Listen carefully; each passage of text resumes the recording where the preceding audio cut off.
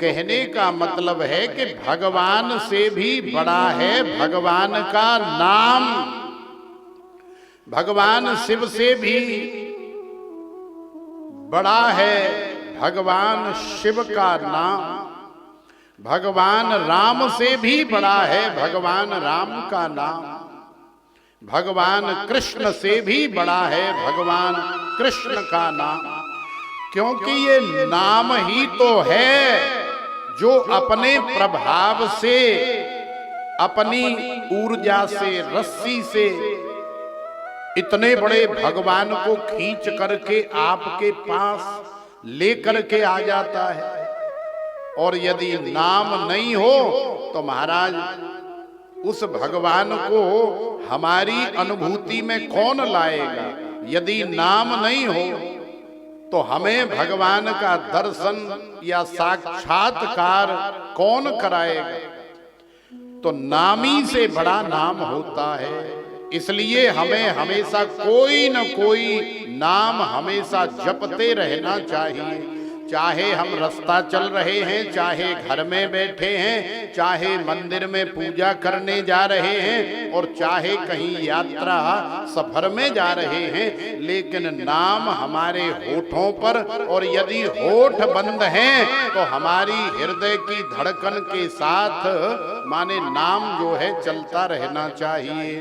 क्योंकि यदि नाम चलता रहेगा तो महाराज वही नाम फिर अपने नामी को भी खींच करके ले आएगा। राम कथा जब हम लोग श्रवण करते हैं तो राम कथा में ये कथा आती है कि भगवान राम जब लंका जाने के लिए वानर सेना के साथ मिलकर के पुल बना रहे थे तो उस पुल में जो भी पत्थर रखे जा रहे थे उन पत्थरों पर पहले राम लिखा जाता था, फिर समुद्र के जल में रखे जाते थे तो वो पत्थर डूबते नहीं थे। वो पत्थर वहीं की वहीं जल के ऊपर ऐसे सेट हो जाते थे जैसे कहीं जमीन में रख दिए हों। तो भगवान राम दूर से खड़े होकर के देख रहे थे तो भगवान राम को विश्वास ही नहीं हो रहा है कि केवल राम लिख देने मात्र से ही पत्थर डूब नहीं रहा है। अब जरा चेक करके देखते तो भगवान राम ने प्रैक्टिकल करने के लिए सारे वानर बंदर भालुओं से छुपके धीरे से भगवान राम इतने बड़े बड़े दो पत्थर, दो बटिया लेकर के और एक झाड़ी में चले गए समुद्र के किनारे।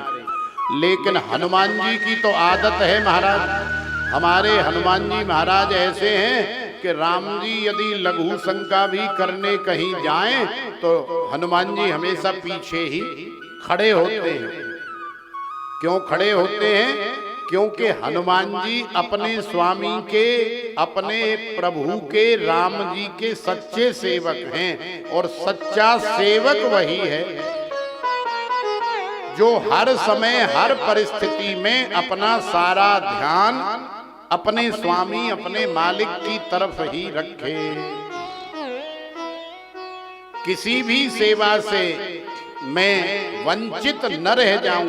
अब पता नहीं स्वामी के मन में कब क्या भाव आए और कब वो हमें क्या आज्ञा करने लग जाएं, तो उनकी कोई ऐसी आज्ञा न हो जिसे हम पालन न कर पाएं। तो आज राम जी झाड़ी में बैठे हैं, दो पत्थर हैं राम जी के पास। एक पत्थर के ऊपर राम जी ने राम लिख दिया और दूसरे पत्थर के ऊपर कुछ भी नहीं लिखा। और अपने मन में राम जी सोच रहे हैं कि हमें कोई नहीं देख रहा है, अब हम अकेले इस बात का प्रैक्टिकल कर लेंगे, जान लेंगे कि कौन सा पत्थर तैरता है, कौन सा नहीं तैरता है, राम नाम की महिमा क्या है या क्या नहीं है। तो राम जी ने सबसे पहले जिस पत्थर के ऊपर राम नाम नहीं लिखा है उस पत्थर को बड़े धीरे अपने ही हाथों से बताओ, राम जी के हाथों से रखा जा रहा है, फिर भी जैसे ही जल के ऊपर रखा तो गुड़ुम करके वो पत्थर महाराज नीचे चला गया, माने डूब गया। अब तो राम जी को इतना आश्चर्य हुआ कि यदि कोई और साधारण नर नारी इस पत्थर को रखता तो कोई बड़ी बात नहीं थी डूब जाना, लेकिन हम पर ब्रह्म परमेश्वर परमात्मा विष्णु भगवान का अवतार राम जी होते हुए भी हमने अपने हाथों से इस पत्थर को रखा, लेकिन फिर भी महाराज ये पत्थर डूब गया। और अब जब राम जी ने राम लिखा हुआ पत्थर जल में रखा तो वो वहीं की वहीं जैसे जमीन पर चिनाई के लिए रख दिया जाता है ईंट पत्थर, वैसे ही सेट हो गया। तो राम जी को बड़ा आश्चर्य हुआ और आज राम जी समझ गए, राम नाम की महिमा समझ गए। लेकिन जैसे ही राम जी ने पीछे मुड़ करके देखा तो पीछे खड़े खड़े हनुमान जी मुस्कुरा रहे हैं। हनुमान जी को देख करके राम जी थोड़े से संकोच में पड़ गए कि हे भगवान, हमें हनुमान जी ने देख लिया है और ये हनुमान जी इस बात को कहीं आगे लीक न कर दे। तो कहने का तात्पर्य यही है मैया कि जो भगवान के नाम से दूर रहता है, जो भगवान का नाम नहीं लेता है, जो शिव का नाम नहीं लेता है, उसे तो भगवान अपने हाथ से भी उठा करके यदि पार लगाना चाहे तो भी वो पार नहीं लगेगा, तो भी वो इस संसार सागर में, इस भव सागर में डूब जाएगा। तो भगवान से भी बड़ा है भगवान का नाम। लघ्वपि भक्ताधिकारे महच्छेपकम अपर सर्वहानात, राम नाम मणिदीप धरू जीह दे हरि द्वार, तुलसी भीतर बाहिर हो जो चाहस उजियार। राम नाम के आलसी और भोजन के होशियार। कई लोग कथा में आते हैं, केवल 10 मिनट पहले या आधा घंटे पहले जब कथा पूरी होने वाली हो तो समझ लेना ये कथा सुनने नहीं आए हैं, कथा से इन्हें कोई लेना देना नहीं है।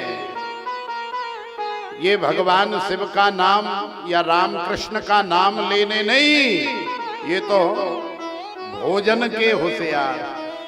इनकी दृष्टि और इनका मन तो महाराज वो लंगर में लगा हुआ है कि कैसे महाराज कब बंद करें, कब आरती हो और कब लंगर में सबसे आगे जा करके टूटा जाए। तो देखो, लंगर तो हमारे लिए है ही, उसे कोई और खा के नहीं जाएगा और वो कथा की आरती होने से पहले शुरू भी नहीं होगा, वो हमें ही मिलना है। लेकिन यदि कथा सुन करके पाओगे तो वही लंगर भोले बाबा का शिवरात्रि का महाप्रसाद बन करके हमें मिलेगा।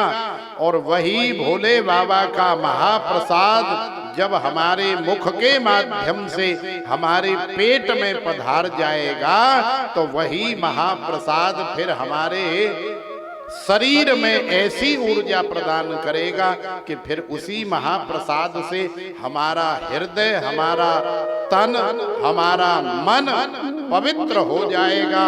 और जब तन मन पवित्र हो जाता है, हृदय निर्मल हो जाता है, तो फिर निर्मल मन जन सो मोहे पावा, मोहे कपट छल छिद्र न भावा। भगवान की प्राप्ति या अनुभूति उसी को होती है जिसका हृदय निर्मल हो जाता है।